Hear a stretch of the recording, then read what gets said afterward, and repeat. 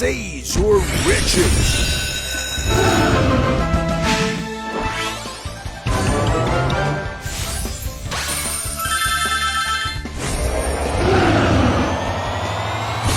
Major Grand Jackpot!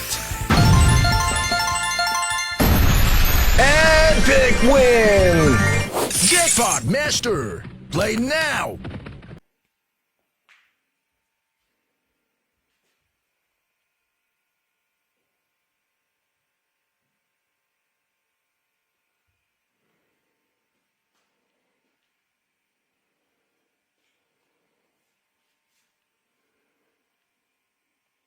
Hey everyone, welcome back to the shop. The night is quiet. The only sound is the low electric hum of the old fluorescent lamp hanging above the bench and that deep, familiar smell of dust, oil, and decades-old wood that never really leaves these walls. In front of me lies a relic, a massive early 2000s computer monitor, the kind with a thick glass screen and a plastic case heavier than some modern televisions. To almost anyone else, this thing is electronic waste, something to be tossed into a dumpster without a second thought. But when I look at it, I don't see junk. I see a perfect 250mm disc of crystal clear acrylic that has been hidden from the world for 20 years, just waiting for the moment it gets to spin again. There's something almost sacred, almost meditative about rescuing objects the rest of the world has already written off. This monitor once sat on someone's desk while they sent their first nervous emails, watched grainy YouTube videos at 360p, laughed at stupid memes, maybe even edited their wedding photos. It was part of countless small human moments, and now every circuit board, every screw, every tired capacitor inside it is dead, except this one piece of acrylic that is still flawless. Tonight, that forgotten piece becomes the heart of a real workshop machine, a disc sander that will quietly, faithfully smooth wood long after both it and I are gone. We're not building this because I can't afford a factory-made sander. We're building it because only when you take trash in your hands, cut it, weld it, balance it, and finally hear it roar to life, do you truly understand what a tool actually is. A tool is not a product. A tool is a conversation between you, the material, and time itself. Tonight, the conversation partners are a 750-watt motor that somehow survived 3 completely burnt-out ventilation systems, random pieces of rusty square tube that have been leaning against a wall for years, and this thick, honest piece of acrylic that outlived its original purpose by 2 decades. 3 orphans, 1 new life. Let's begin. Disassembling an old monitor always feels like performing an autopsy on a small slice of history. You remove screw after screw, the plastic creaks and sighs like it's reluctant to give up its secrets, and finally you lift away the shroud. And there it is, 8mm of perfectly clear acrylic, untouched by scratches, untouched by sunlight for 20 years. I run my finger across the surface and it's cold, almost icy, but completely brutally honest. This material never pretended to be anything it wasn't. It just waited, cutting a perfect 250mm circle without a CNC or a laser is an act of pure trust.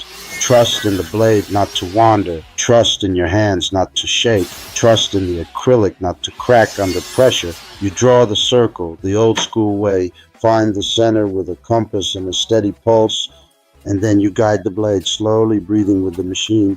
When the disc finally drops free, it lands on the bench with a soft, satisfying thud, the exact sound something makes when it is born for the second time.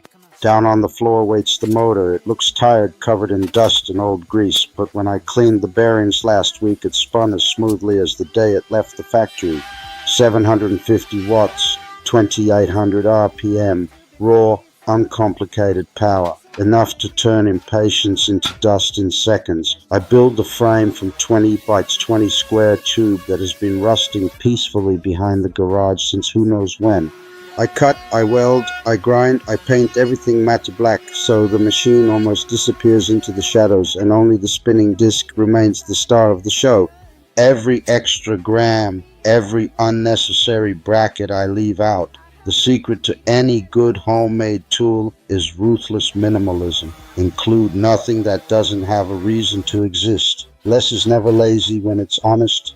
The work table is made from another piece of acrylic, thinner this time, almost delicate, but still strong enough to take real punishment. I cut a precise slot so the disc can rise through it like the moon through clouds. Then I add the angle adjustment, a couple of slotted brackets, a wing nut, and suddenly it tilts smoothly from 0 to 50 degrees. Nothing here is over-engineered, nothing is fragile. It's crude, honest, and accurate to within half a degree, exactly what you need and not a single thing more. Across the entire face of the big disc, I glue industrial-grade hook and loop. When the first sheet of 80 grit abrasive rips onto it, the sound is pure commitment, like tearing open a letter you already know will change everything. Under the table, I weld a simple 50mm dust port aimed directly at the point where wood meets grit. Later, when a shop vac is connected, the storm of sawdust will vanish before it even learns your name. Clean work is respectful work. The first power-up is always the moment of truth. The disc wakes, slowly finds its balance, then suddenly screams into full voice. For a split second, I'm afraid the acrylic will explode into 1,000 shards, but it doesn't. It just sings. I take a rough piece of oak that has been sitting in the corner since last winter and press it gently against the spinning surface. Centuries of growth, storms, sun, and wind disappear in warm golden snow that gets sucked away instantly.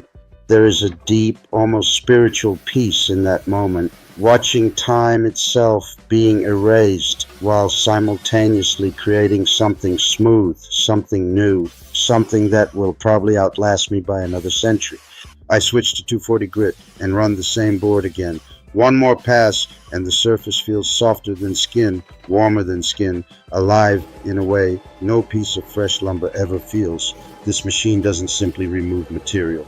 It removes noise from life. It removes hurry. It removes every excuse we ever had for doing things halfway.